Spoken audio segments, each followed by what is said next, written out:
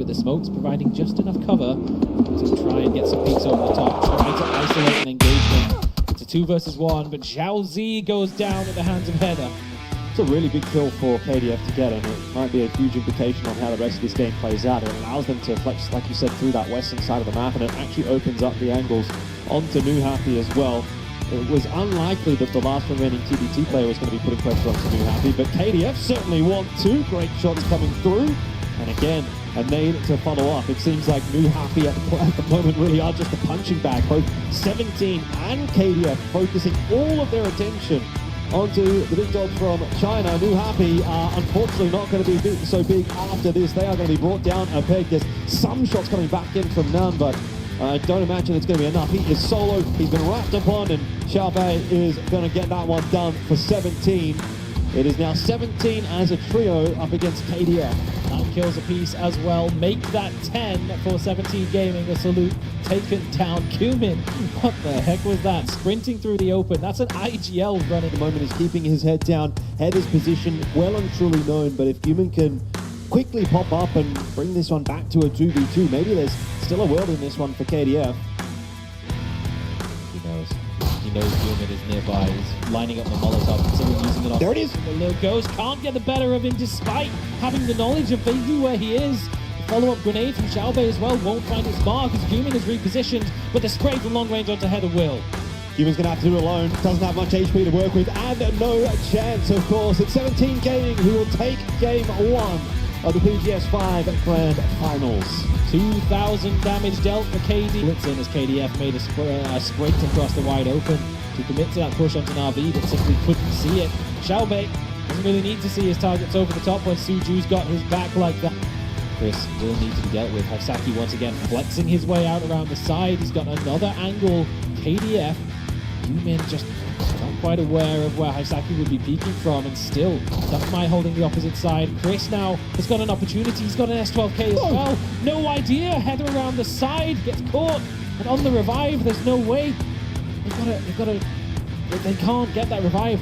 Chris has to try and push in quickly and take the opportunity. He does with the MG3, cleans it up.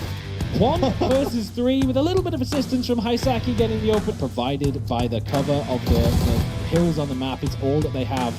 In a sense, it's Chris has 3 grenades and an MG3. He's going to toss a couple out. The spray doesn't quite connect on Suju, but Suju runs out of bullets. Chris, what is this? 1 HP? No way. Chris is an absolute god.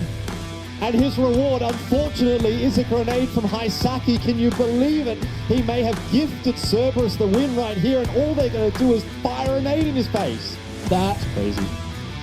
Well, let's see if Xiaowu can maybe do the same. He's got a 2-on-1 on his hands, and unfortunately for him, his position is fairly well known, and he'll be knocked over. Cerberus have just walked their way into a victory. They've got to go and give its board, and that's generally what happens when so many of them go in towards Palace.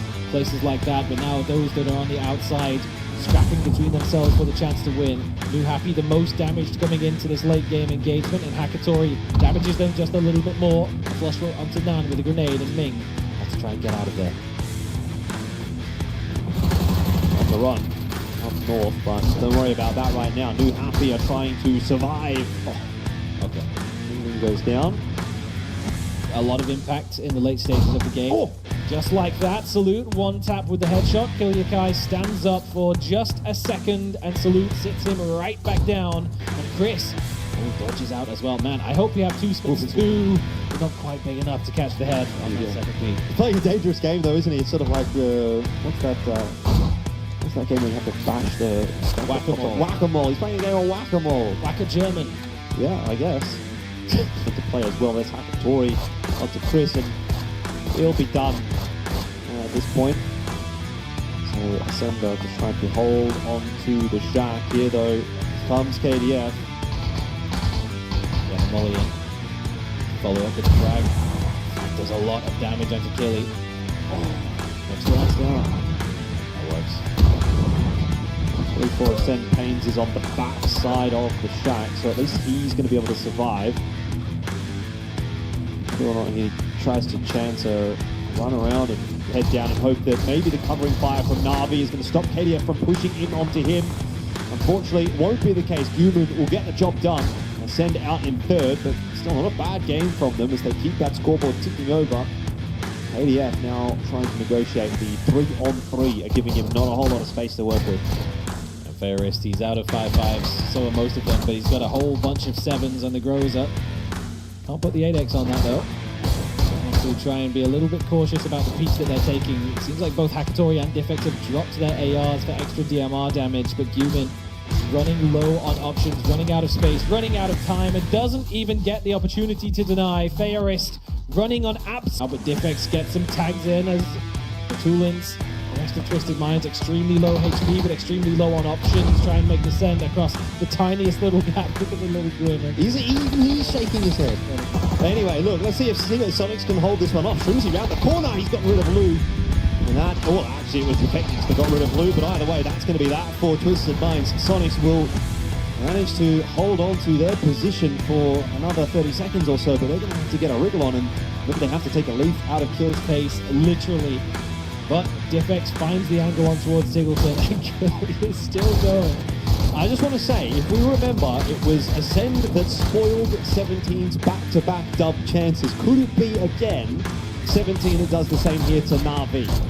Put a little bit of information out there about his position. Some shots going through. Nate over the top. Oh, just a little bit too deep. Kilikai, no one knows he's there, so no one's looking in his direction. Sonic's trying to deny to the blue zone. That would be his main threat as well on the north side of the road. CC. Side kickstart.